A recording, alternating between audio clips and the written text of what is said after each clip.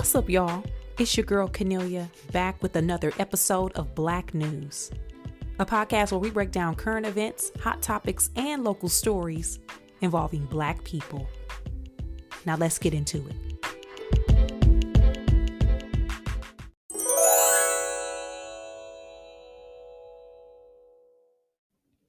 I am back. Shogun is back on the scene, and the Shogun is the master. I am back. I'm back. Shogun is back. I'm not the Shogun. I just felt like using that quote because The Last Dragon is my favorite movie. Okay, that's my favorite movie. I'm back, y'all. I was off last week. Thank y'all for uh sticking by me. Okay, through the ups and downs. And by ups and downs, I ain't really had no ups and downs. I went on vacation. I went on a wonderful trip, a yoga retreat to Panama, Campbelltown, Panama, with my good friend who is a yoga and wellness instructor, guru extraordinaire, you name it. She is that. Polina Niece. She has an app. If you are into fitness, lifestyle, yoga, meditation in particular, please download the app or just support her online. We had a good old time. Okay. And I'm not a yogi, right? I will do yoga occasionally, but it's not one of my daily practices. However, I'm always open to considering going on a vacation. And in this instance, I've never been to Panama.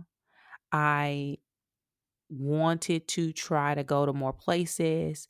And when she reached out about the trip and told me about it, it took a little time to think about it. And I was like, you know what? Why not? Why not? One, after talking to one of my friends, Emil, because I don't like spending money. Okay, the cheapness run is in me. Okay, it ain't on me; it's in me. But I just didn't want to. I just with the looming red hat economy and everything that's happening, I have become extremely paranoid about my finances, about my money. I am on the lookout. I am Malcolm X looking out the front window with the what, peeking through the curtain, suit jacket on. That's me with what is happening amongst us in this society in America. But as I was talking to my friend, I was like, you know what? Who knows what could happen? And who knows if you'll ever have the opportunity to do things again. And some people don't be making it, y'all. Some people just don't get to experience life and to go places and travel. They just don't have the opportunity. Why not? I got time off. I can do it. So I went and I had a fabulous time. Panama, where we were, is a beautiful country all overall, Panama City and Campbelltown, which is like 5 hours away from the city. I saw the Panama Canal. I have to admit, I was very underwhelmed. Okay. I mean, hey, man, I'm just keeping it a buck. People before I left were like, oh my God, are you going to see the Panama Canal? Now, I wasn't sure because I didn't know where it was located in proximity to where we were going. And we stopped by it and we rolled by it a couple times. It was interesting to see and to hear about it, but I mean, I wouldn't if you're listening and you're considering traveling to Panama just for the Panama Canal. Get some other stuff to do on your itinerary. Okay. But Panama City is it is very old San Juan esque. They have the same aesthetics. Y'all know countries and places that were colonized during a certain period of time by a certain demographic. In this case, the Spanish. They all look very similar, right? Old Town was very lovely. Walked around, had a good experience there. But for the yoga retreat, it essentially felt like we were in the jungle, like a tropical jungle. Untouched beach, nobody around. It was no other like major resorts there. This is a very mom and pop resort, very lovely accommodations, delicious food. Staff was wonderful. I had one of the best deep tissue massages that I have had in a very long time. I'm talking about she was digging in my back, okay? Practice yoga 2 times a day, different types. It was just a good experience for me and I needed it, especially as I start to age and my routine isn't the same as it was when I was younger and more outside. I have been slacking on my fitness. And as an older woman, I can feel my body changing and I know I need to become more active and to pick up the movement. So this was a good spark and a good push to continue on in that direction. I need to switch up my eating because y'all know as we get older, you can't eat the same thing that you ate before. And I don't even eat poorly. But even that is still, I just don't feel good often when I eat after I eat. So I'm happy that I went because it was just a physical, spiritual, mental reset that I needed and it was a break. We was I mentioned we was out in the jungle now. It was creatures. It was lizards, big and small, crabs, big and small. We went to dinner one night and I walked back to my room, which is kind of through like this walkway that looks it's tropical. I get in the room, y'all, and I'm sitting down, getting ready to start preparing for bed. And I look on my dress and it was something like just a little slightly moving, a little squiggly thing. Y'all, why was it a little tiny worm slash snake swiggling on my dress? I tried to shake my dress off, couldn't get it off. I screamed, snatched it off, and threw it outside. I'm talking about panic attack. But I'm out here. Got 45 bug bites. I am rested, relaxed, and have a fresh outlook for the remainder for the second half of the year. So thank y'all for bearing with me while I took that break. Hopefully, I'll get the opportunity to go somewhere else. And if you all are interested in Panama, I highly recommend it. It was a good time. And if yoga is your thing, I can give you the information for the retreat. It happens once a year in that location. She does it once a year. It was fan freaking tastic. But while I was gone, it didn't seem like, unless I was missing something, it didn't seem like nothing brand new, or I would say nothing major was happening. We still in the midst of the trial of, the artist formerly known as Puff Diddy, Sean Love, Combs, everything. And I'm not gonna do no deep dive into that because I spoke my mind a few weeks ago about how people have been treating women. That conversation still stands. Believe victims. And also, this is supposed to be like 8 weeks long. There have been some good people doing recaps on social media, TikTok, on Twitter slash X, YouTube.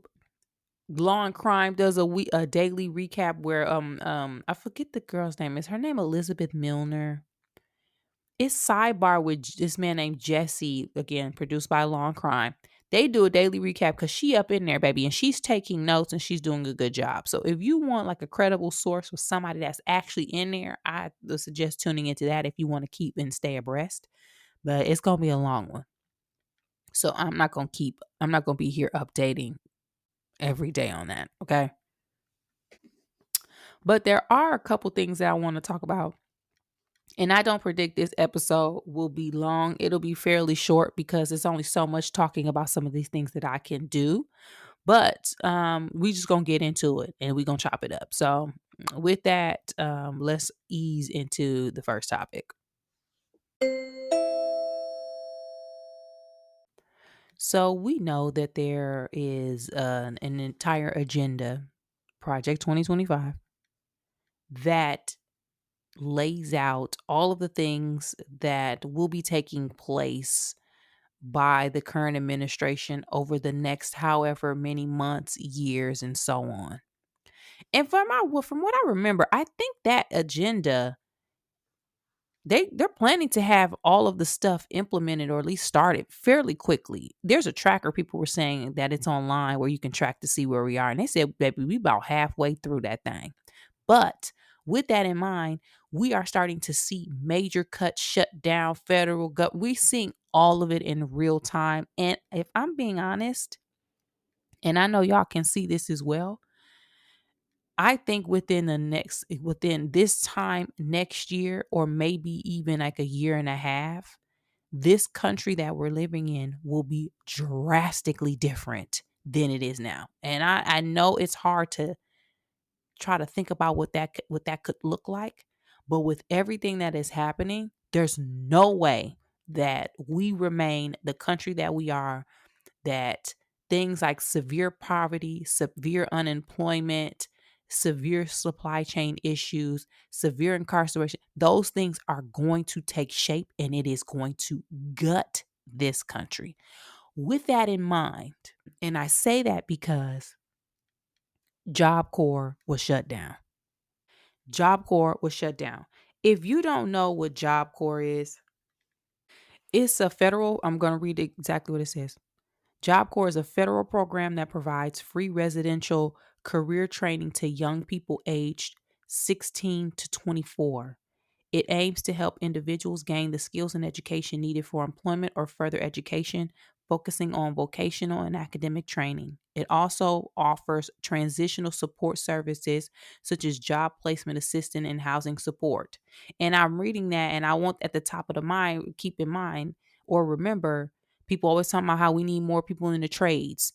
We need more people in the trades, college and everything. We need more people in the trades. We need people to get out the street and trade. We need this. We need trade, trade, trade, trade. Job Corps was one of those feeders. And the majority of the people within Job Corps were people on the brink of poverty, people who aged out of foster care system, and minorities. So this heavily affects us. Now, with Job Corps shutting down, what does that mean and what does that look like? And before I get into that, I'm going to read from the U.S. Department of Labor site. It's news release. U.S. Department of Labor pauses. They say pause, but they should just shut down because we've seen on social media students and teachers were given a deadline to be out of the facilities. Some of them don't have anywhere else to go. So now we have possibly thousands of people homeless because for whatever reason, they decided to pause on Job Corps. We'll get into those reasons in a minute. But it says the U.S. Department of Labor today announced that it will begin a phased pause in operations at contractor operated Job Corps centers nationwide, initiating an orderly transition for students, staff, and local communities. The decision follows an internal review of the program's outcome and structure and will be carried out in accordance with available funding, the statutory framework established under the Workforce Innovation and Opportunity Act, and congressional notification requirements. So looky here. Because of things like the foster system, extreme poverty inequity in this country, the war on drugs, mass incarceration, lack of opportunities, underfunded neighborhood, you name it. There's so many things that play into or at the root cause of people not having the opportunities that they should have. And in this case, I'm not even just saying people in general. I'm talking about young people, the demographic of Job Corps at age 16 to 24. Because there's so many factors that play into that, there are limited opportunities for people who need them.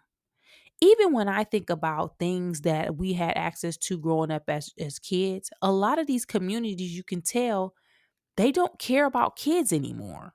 There aren't many community centers. There aren't many after school programs. Hell, I remember growing up in Flint. At one point, every school I felt like had roller skates and had a skating party for kids at school on like Friday right after school. So people would have something to go and something to do. Things like that just don't exist anymore. So you can be a young person and not have the support that you need for whatever reason, not have parents be in the get it caught up in the system, foster care system, not have teachers who care about you, be at a school that really don't give an F, and find yourself in a situation where you need some support. Job Corps is where a lot of people went to be able to get their GED, get some vocational training, learn a trade like they keep saying we need to do. So with this shutting down, and I just mentioned this, we're going to start to see an increase in poverty, homelessness, and all of these things. What are these people supposed to do? Where are these young people supposed to go? What is supposed to happen now?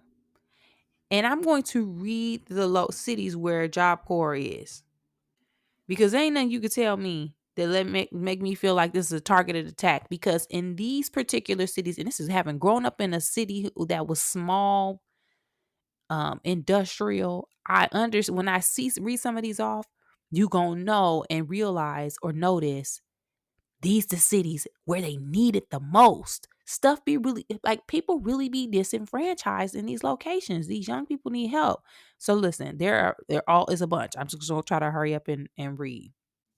Washington State, there's Cascades, Curlew, Fort Simcoe, Columbia Basin, Oregon, Tongue Point, Springdale, Timberlake, Angel, Wolf Creek, California, Sacramento, Treasure Island, San Jose, LA, Inland Empire, Long Beach, San Diego. In Idaho, you have one in Centennial, Nevada, Sierra Nevada. Arizona, there's Phoenix and Fred G. Acosta. Alaska, there's one there. Hawaii and Maui. Montana had three. Kicking Horse, Anaconda, Trapper Creek. Wyoming, Wind River. Colorado, Colbrand. New Mexico, there's Albuquerque and Roswell. North Dakota, Quentin and Burdick. South Dakota, Box Elder. Nebraska, Pine Ridge. Kansas, Flint Hills. Oklahoma, you had three. Tulsa, Talking Leaves, Guthrie. Texas, there's North Texas, Gary, Laredo, and David L. Carrasco. Minnesota, Huber H. Humphrey. Iowa, Denison, Ottumwa. I don't know how to pronounce that. Missouri, Excelsior Springs, St. Louis, Mingo. Arkansas, Little Rock, and Cass. Louisiana, you had Shreveport, Carville, New Orleans. Wisconsin, there's Blackwell and Milwaukee. Illinois, Paul Simon, Chicago. Gillette, Tennessee, Dr. Benjamin L. Hooks. Jacobs Creek, Mississippi, Finch Henry, Gulfport, Michigan. Flint, Genesee County. Detroit, Indiana, Independence, Atterbury, Kentucky, Whitney and Young, Mulberg, Great On, Pine Knot, Frenchburg, Carl Perkins. Alabama, you had two. Ohio, three. I'm on and on. West Virginia, two. Maine, two. Vermont, one. New Hampshire, one. Rhode Island, one. Massachusetts, three. Connecticut, two. New York, seven. New Jersey, one. So on and so on and so on. These are facilities and locations that also some provide housing and again vocational training.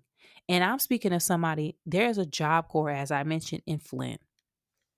I have people and friends and associates that I went to high school with, or people from the city who I know went to Job Corps and had the opportunity to turn their lives around. And without it, they literally will probably be living on the streets or in jail, which leads me to my point of what I think the plan is. And the plan by the Red Hat regime. I haven't looked up these numbers, and I can, but for the sake of this, and I'm just want to get this out and get this off my spirit quickly. I'm just going to say it, and I assume that it's correct. If it's not, forgive me. There's been a decline in people signing up for the United States military, all branches. Right, there has been a drastic decline, especially with the climate right now. Because, and I was just talking to a friend about this. I feel like anybody joining the military at this point should just know you're probably gonna end up going to war. It's going down. We do not have like there's too much going on to the point where we're going to go to war. We also didn't implement. We don't have the draft right now. That was something else that they're trying to set up. Be on the lookout for that.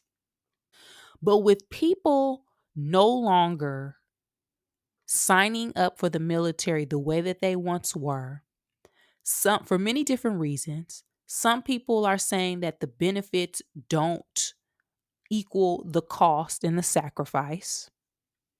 The only other place that I would assume that some people who no longer had access to programs like Job Corps could go would be the United States military. And I'm not sure of the requirements. And considering that Job Corps is for ages 16 to 24, I'm wondering if we'll start to see some of the military requirements change in order to scoop up a demographic that may not have been able to get in. Because I think you got to pass a test or something. I don't know. But I'm wondering if this is a direct effort to pull those minority populations out of Job Corps and to force them into the military, because that's, for some, that's going to be the only place. You also have prisons. We all know, because we're smart and we know how the game work, and we remember the war on drugs and what that did. We know that private prisons have always and will always be a booming industry. We also know that starting with Black people, then other minority groups have been the main targets for the prison industrial complex in this country, starting back from right after enslavement, Reconstruction, and then Jim Crow. Black codes, people enacted laws, vagrancy. If you didn't have a job, you were going to be put in prison, but they weren't offering jobs to Black people because of they were trying to punish them. And in the Jim Crow South, so you were just doomed for jail, regardless of what you do. If you don't step off the sidewalk when somebody's walking towards you, you go into jail. You name it, they put you in jail and then leased you back out for labor to replace the slave labor that was lost because of the Civil War. I would not be shocked if that is also a part of the plan, because don't get it twisted. We've also learned over the years that some of these prisons do have that are using that inmate labor at major corporations and organizations. I feel like at one point that I had a whole that the potato people was in jail. I called Sprint back when I had Sprint, and listen, I'm not I'm just being lighthearted about this, but I was talking to somebody that was helping me, and the brother sounded like he was on the inside. And I didn't want to ask him to embarrass him. I wanted to uplift that brother, but I was like, this sound like he might be on the inside. I don't know how. I just felt it. Okay, I just felt it. But in order to beef up that prison labor and for profits to start booming or continue to boom in that sector, if people do not have access to job with organizations like Job Corps, and they are already troubled or could be susceptible to a life that is harder for them than for some others, school to prison pipeline, jail. That's the blueprint has already been mapped out. Another way that could be used, that labor, is to replace immigrant labor, because we all know, due to mass deportations and due to people no longer coming to this country and people not being able or willing or available to work jobs that will help our economy, because whether y'all like it or not, or people want to admit it, immigrant labor is a major driver in this country. One way to supplement that is to use inmate labor. And how do you use inmate labor? You take away organizations that are designed to help people stay out of the system, and then you force them back into the system and use that system's labor for profit. This really disappointed me. When I saw this, I immediately said, oh no, we are arriving. People always wanted to talk about or know what the checkpoints were that shows us where we're headed, especially as Black people. This is one of the checkpoints. And, it's one of the checkpoints that I didn't even see. I don't think any of us saw coming. Who would have thought that Job Corps would be closing? But this is where we are. What can we do? I'm not sure. I'm honestly not sure. Is there a way for us to find supplemental or create programs that can help people get their GEDs and find housing, and to help people who age out of the foster care system and people who don't have nowhere to go? I don't know. That's what's making it so devastating, because what can we do in this case? What can we do? That's going to be a topic for brainstorming, as we continue on this. But this is just the tip of the iceberg. And also adding that the Peace Corps and AmeriCorps, I believe, have been shut down.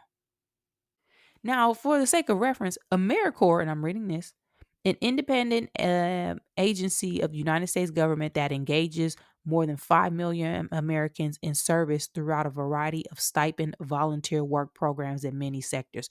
Child, y'all don't want volunteers? Do you know how crazy you have to be as a nation to cancel volunteer programs? Like, do you know how psychotic we have to be and where we are headed when volunteer programs are being shut down? Same for the Peace Corps. Peace Corps is undergoing, air quote, significant restructuring and has closed its country programs in a few countries. Like, we don't want to help people out in the Peace Corps. Like, this is, y'all, we got to stay vigilant. Because again, this is just the tip of the iceberg. But I need us to be on notice as Black people and to start having conversations with young people who are coming up and parents and anybody, community leaders, whoever, anybody that'll listen, that we got to start figuring out or tapping back into, I don't want to say our ancestral plans, but we got to start looking backwards as far as some of the things that our grandparents and great grandparents experienced to figure out how to navigate these upcoming times. It's just, y'all, I just don't know, y'all. I'm stressed. Hit me up though. Let me know your thoughts about it. Do you know someone who is directly affected by Job Corps closing down or AmeriCorps or Peace Corps? What do you think? What's happening in real time? Let me know. You can find me at Cornelia on social media.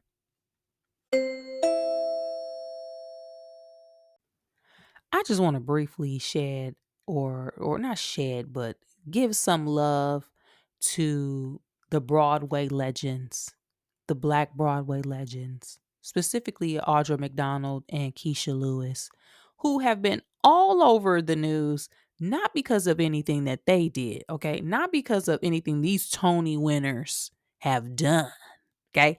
But because Patti LuPone, who is another Broadway veteran, felt the need to say some disparaging and disrespectful comments towards those two women. And I'm not going to go too much into Patti, but I would like to just list off some of these women's accolades to shed some light on their level of excellence.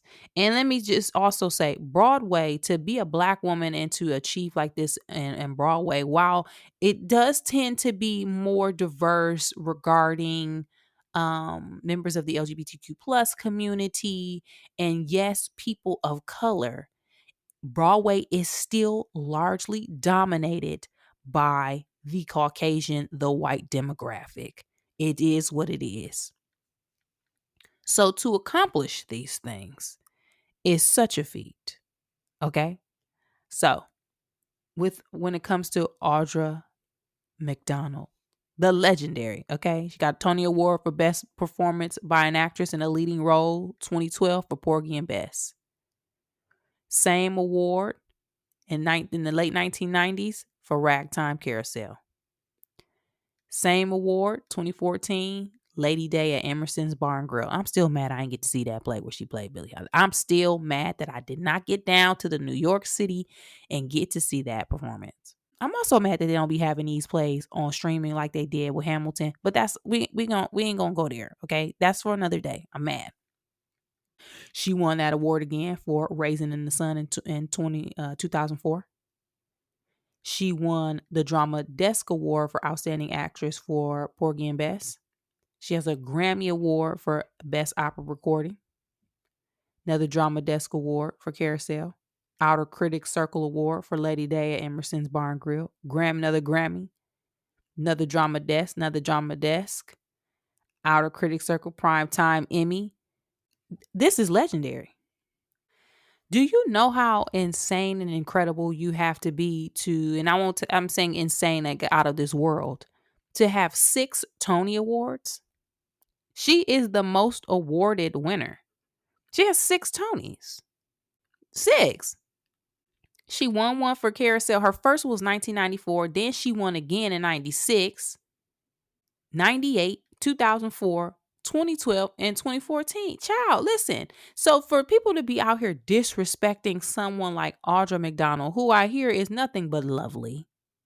Okay, I loved her when she was on Private Practice. That was my show. Wasn't she on like The Good Wife or something? Something, one of them. Listen, loved her then as well. I didn't even watch, but I saw some clips. How could you? She was in Origin, the movie directed by Ava DuVernay that came out just a couple years ago. Fantastic role, small part, did great. Like, how you gonna hate on somebody like that? Now let's get into Keisha Lewis. Now, she does not have as many as Audra, but she's still legendary in her own right. She was just she's on, I don't know if she's still on Broadway doing Hell's Kitchen, but she won a Tony for best performance by an actress in a featured role 2024. Got a Grammy for best musical theater album. A Obie Award for her performance in 2017. A Lucille Lortel Award for outstanding feature performance in a musical 2024. Like, you're not going to be playing in our face. And I also appreciate the community, the artist community, holding the line when it comes to disrespecting people, because long gone are the days of people being able to say something racist or sexist or homophobic, whatever the case may be, and then deem it, I'm just telling it like it is. I speak my mind. I tell the truth. Those days are gone. And by those days are gone, I'm not saying that people don't do that anymore, because that's alive and well. I'm saying those days are gone of everybody just turning a blind eye to bad behavior. I appreciate that there was a call out. There was apology, a statement that was released. Who knows who wrote the statement, whether it was publicist or the actual person? Who cares? But when people come at our legends, I appreciate us continuing to hold the line. So I just wanted to show love to those women. The Tony's coming up again. I don't know if Miss Audra gonna win, but she is killing it on Gypsy, the first Black woman on Broadway to play the role of Rose. So we will stand by, and if she wins, that will be her 7th Tony Award. Okay. Let me know y'all thoughts about it. Or if you've seen Gypsy. I heard it's pretty good. Let me know though. You can find me at Canelia on social media. And lastly, I just want to point out or remind y'all that Sinners is now available to purchase on streaming. And not streaming like Netflix and them. I'm talking about you can buy the movie and watch. Y'all know I bought it. I've already tuned in. Hey, I've already watched it. It came out yesterday. I'm recording this the day after it came out. I watched it 72 times already. And I'm exaggerating, but I'm not, because in spirit, I've already watched it 72 times. I'm going to watch it every night when I'm doing the dishes. I am so excited. Y'all know how much I love that movie. I told y'all Ryan Coogler is my favorite director. And weirdly or funny or something I just did not notice, and I'm kind of blushing and like bashful to say this, I rarely purchase movies like on because I have streaming, right? I have streaming and I don't know where my DVD player at. I don't know where it is. So I don't purchase stuff. But when I purchase it, I usually purchase it on like Amazon and have it saved so I can watch as much as I want. Y'all, why after I bought Sinners and I went in my purchased history, why are the only movies that I have bought are all starring Michael B. Jordan? Not like, y'all, why? I looked, I said, there's something happening here. Oh, dang. Oh, Canelia. Oh, Canelia. Only movies you own that you purchased on Amazon are starring Michael B. Jordan. And I be watching the movies. So, y'all, it's safe to say that I have a thing, a Michael B. Jordan thing. Also have a thing for other people, but just the point is, add Sinners to the list. Okay. I will also add, there is some really good bonus content that comes along with the purchase. So it's not just a movie, which is great. There are some deleted scenes. There's 7 deleted scenes. There's the deleted scene with the clan couple before they got bit up by Remick, before he went in there and tore their necks up. There's a scene in their house. There's a montage of the juke joint being built. Some of that footage we saw at the end of the movie where when Smoke was getting ready to shoot up the Klan. But there's a full scene up with that. Sammy and Slim, Delta Slim having a conversation. That's another scene. There's a long scene of Delta Slim playing the piano and singing. So we get to hear Delroy Lindo sing a little tune, which is great. There's a good Mary and Annie deleted scene. There's a Joan watching Cornbread when he was using the bathroom, and there's one in the church with Sammy and his daddy in the church. But the best part of the content is some of the featurettes. There's one, Dancing with the Devil, The Making of Sinners. That's about 30 minutes long. It's really good. It goes through the different departments. It talks, of course, Ryan Coogler walking us through the process, the producers, his wife Zenzi, all of those people, just talking about everything that went into creating this movie. There's also the music of Sinners, which we see Ludwig talking about what it took to make the score and the soundtrack. Then there's another featurette talking about becoming Smoke and Stack, so centers around Michael B. Jordan, the costuming and all of that. Spirits of the Deep South, which is a featurette that talks about the hoodoo practice and the spiritual aspect of the movie and the research that went into it.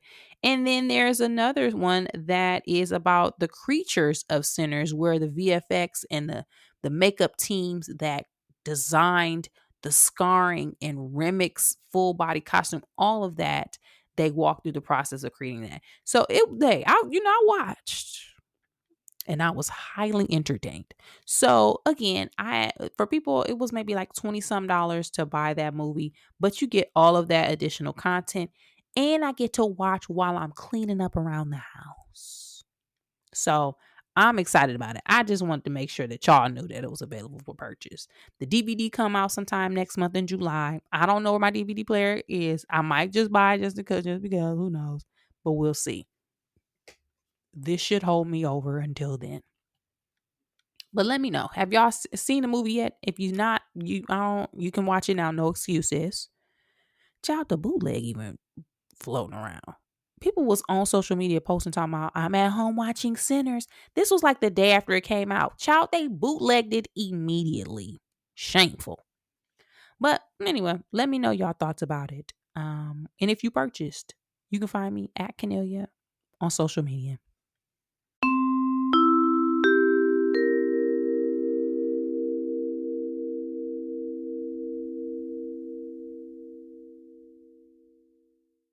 On this week's episode of Black News, I talked about my trip to Panama and the experience I had while visiting. Also talked about the closing down of Job Corps, Peace Corps, and AmeriCorps, and what impacts this can have on Black people, specifically young Black people.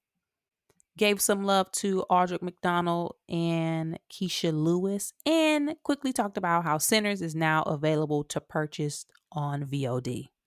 Hit me up. Let me know your thoughts about all of these topics, some or none, and I'll check back with you guys next time.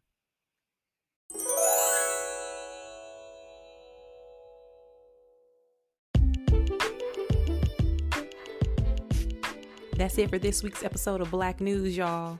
Thanks again for supporting the podcast by sharing, liking, subscribing, and rating 5 stars on your favorite podcast app. To find more information about me, you can check me out at Canelia on social media, as well as on my website, which is canelia.com. And as always, thanks for supporting, and I'll be back next week with new topics and a new episode.